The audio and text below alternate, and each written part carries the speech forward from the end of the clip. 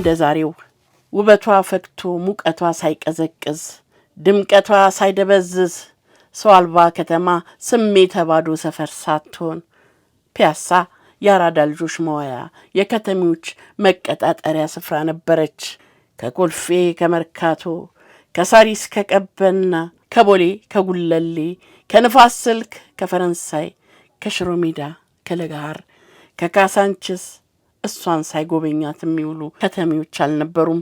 የትኛውም ሰፈር ለሚኖር የአዲስ አበባ ነዋሪ ፒያሳ ሁለተኛ ሰፈሩ ነበረች።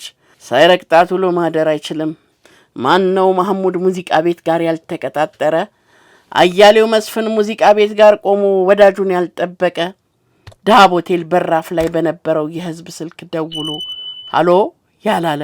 እረ ለመሆኑ ማን ነው ሲኒማ ኢትዮጵያንና ሲኒማ ኢምፓየር በሚታዩ ሲኒማዎች ያልተዝናና? እንዲህ ይረሳል ያራዳ ትዝታ። ፒያሳ ለየዘመኑ ትዝታ ነበረች። አዲስ አበባ ከተማ በዙሪያዋ ላሉ ሰፈሮቿ ያዘጋጀቻቸው መዝናኛ ስፍራዎች አብዛኛዎቹ መገኛቸው ፒያሳ ላይ ነበር።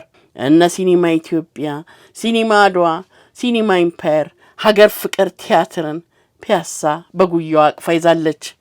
በተለይ የሀገር ፍቅር ቲያትር ቤት ከጣሊያን ወረራ በኋላ ፈርቀዳጅ የሥነ ጥበብና ሙዚቃ አድባር የሚዘራበት ቦታ ነበር። ብዙዎች ዝነኛ ድምፃውያን ይወጡት ከሀገር ፍቅር ቲያትር ቤት ነው። አዲስ አበባ ስምና ዝናዋ የጸናው በፒያሳ ነበር። የልዑል ራስ መኮንን ግዛት፣ የደጃች ውቤ መናገሻ፣ የድሮ አራዳዎች መማፀኛ ከተማ፣ የነ ክቡር ይድነቃቸው ተሰማ ሰፈር፣ የፕሮፌሰር መስፍን ወልደ ማርያም የነ አለማየሁ እሸቴ መንሸራሸሪያ ጎዳና፣ የደራሲ ነፍሶች ሁሉ የሚዘጉባት ዋሻ ነበረች ፒያሳ። ነበረ መዝናኛ የዳንኪራ ቦታ መች ተወርቶ ያልቃል ያራዳው ትዝታ። አሁን የአድዋ መታሰቢያ የተሰራበት ቦታ ላይ እግር ኳስ መጫወቻ ሜዳ ነበር፣ አቧራማ ሜዳ። ከፊት ለፊቱ ዶሮ ማነቂያ በኩራት ቆማለች።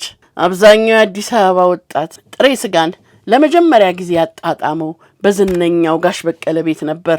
ጋሽ በቀለ በላተኛውን እየዞሩ ብሉልኝ ጠጡልኝ ሲሉና አንዳንዴም ከቀረበው ስጋ ቆረጥ እያደረጉ ሲጎርሱ ለሚመለከት ሰው እሳቸው ጋብዘው እንጂ ተከፍሎ የሚበላም አይመስልም ነበር። ነጋሽ በቄና ከፊት ለፊታቸው የከተሙት በርካታ ስጋ ቤቶች ገበያቸው የሚደራው የጾም ወቅት ሲመጣ ነበር። ምክንያቱም ዓመቱን ሙሉ ክፍት ናቸው። ጾም የሚባለው ነገር እዚህኛው ሰፈርስ ፈጽሞ አይታወቅም። መብላት መጠጣቱ ተፋቅሮ ደጃቹ ቤቀረ አድሮ። ፒያሳ ሆድ ብቻ ሳይሆን ስሜትም የሚጠግብባት ሁሉ ሙሉ የሆነች ሰፈር ነች። እነ በአካልጸ፣ አራዳ፣ ጥቁር አባይ፣ ጊቤ ሆቴል፣ ጽጌሬዳ፣ ኩዊንስ፣ አቢሲኒያ፣ ተድላ፣ አረፋይኔ፣ ናሽናል፣ ኢንተርኮንቲኔንታል፣ ቬኑስ የመሳሰሉት ሆቴሎችና ጭፈራ ቤቶች የፒያሳን ደስታ ሙሉ ለማድረግ ተሰልፈው ይጠባበቃሉ። ፒያሳ የተሟላ የከተማ ሕይወት መሰረት መገለጫም ነበረች። ጣት ላይ ቃል ኪዳን ያተሙ የትዳር ቀለበቶች፣ እጅ ላይ የታሰሩ ሰዓቶች፣ መዘነጫ መነጽሮች፣ አልባሳቶች፣ እንዲያው በጥቅሉ የዘመናዊነት ምልክቶች ሁሉ እዚያው ፒያሳ ውስጥ ነበሩ። አራዳ ሕንጻ ላይ መደዳውን ባሉት ሚኪ ባርና ሌሎች መዝናኛ ቦታዎች ላይ በጥፊ የሚጋረፈውን ብርድ በቢራና በድራፍት እያባረሩ ለሰዓታት የሚቆዝሙባት ውብ ከተማ ነበረች ፒያሳ። የፒያሳ ልጆች ፍቅር ናቸው። ከጨዋታ ውጪ ተንኮል አያውቁም። ከሌሊቱ 6 ሰዓት በኋላ ብቻህን ሆነ የፈለግከውን ብር እየቆጠርክ ብትሄድ አይተናኮሉህም። ሲበዛ የፍቅር ሰዎች ናቸው። ሰው አክባሪ ናቸው። ፒያሳ በአራዳ ጊዮርጊስ አድርጎ ገዳም ሰፈር፣ ሰባራ ባቡር፣ ከአቡነ ጴጥሮስ አደባባይ በኢየሩሳሌም ሕንጻ ካቴድራል ትምህርት ቤት በበኒን መስጊድ ወደ ቸርቸር ጎዳና ተሻግሮ በጣይቱ ሆቴልና በብሔራዊ ሎተሪ ሕንጻ በኩል ወደ ሪ በከንቱና ሰራተኛ ሰፈር ያሉትን መንገዶች ያጠቃልላል። ደጎል አደባባይና ራስ መኮንን ድልድይ ያሉትን አካባቢዎችም ያካትታል። ነፍሷን ይማረውና በኮረና ወረራ ዝናዋንና ህልውናዋን ያጣችው አትክልት ተራም በፒያሳ ስር ነበረች። ፍቅር ያስተማረች አራዳ የሸገር ንግስት አራዳ እናት ነበረች። ፒያሳ ላይ ከሀገራችን የጥንቱ የኪነ ህንጻ እውቀት በጭቃ ብቻ ከተሰሩትና በእንጨት ከታነጹት ቤቶች ጀምሮ በአርመኖች፣ በጣሊያኖች፣ በህንዶች ምህንድስና ጥበብ ያረፈባቸው ብዙ በሀገሪቱ ታላቅ ተጽዕኖ የፈጠሩ ሰዎች የኖሩባቸው ታሪካዊ ቤቶችና ህንጻዎች ነበሩ። በኢትዮጵያ የከተሞች ርቀት የሚለካው ፒያሳ አራዳ ጊዮርጊስና ማዘጋጃ ቤት አጠገብ ከሚገኘው ከዳግማዊ ምኒልክ አደባባይ ዞር ተብሎ ነው። በነገራችን ላይ የማዘጋጃ ቤት ህንጻ የሚገርም ስልትና ውበት የሚታይበት ህንጻ ነው። 4ኛ ፎቅ ላይ ወጣችሁ 75% የሚሆነውን የከተማዋን አካባቢና አጎራባች ቦታዎችን የሚያሳይ ስትራቴጂክ የሆነ ቦታ ላይ የተሰራ የሚገርም ህንጻ ነው።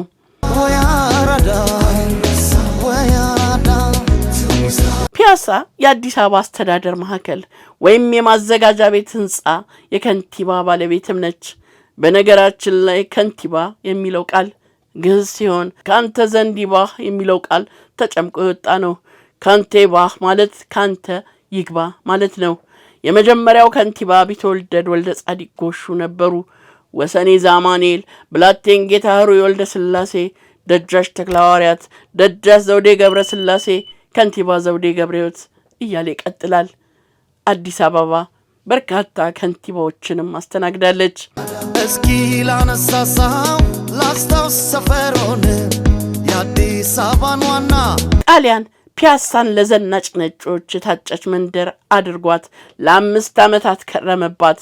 መርካቶ ደግሞ ላበሾች የተሰራች የመዝናኛና የመገናኛ መንደር አድርጎ አጠራት።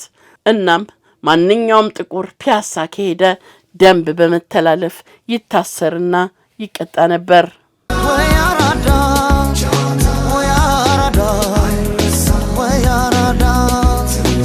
ፒያሳ በውስጧ በርካታ ሰፈሮችን አቅፋ ይዛለች።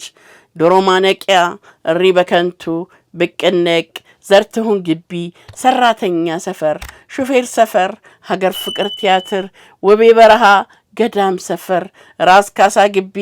እነዚህን የፒያሳ ታሪካዊ ሰፈሮች መሐመድ ሰልማን ፒያሳ መሐሙድ ጋር ጠብቂኝ በተሰኘው ምርጥ መጽሐፉ ድንቅ አርጎ ገልጿቸዋል። ወደሪ በከንቱ ከዛም 4 ኪሎ ይደርሳል ባሻ በችሎቱ። ፒያሳ ባለአደባባይም ነበረች። ሌቴሪዮ ወይም ህብረት አደባባይ የተባለው ከፊት ለፊቱ ካለው ግራጫ የህብረት ቤት ከተሰኘ ድንጋይ ህንጻ ስያሜውን አግኝቷል። ይህ ታሪካዊ ህንጻ በ1900ዎቹ መጨረሻ ዓመታት በአርመናዊው ነጋዴ በማቲክ ኬርኪዮፍ እንደተገነባ ይነገራል።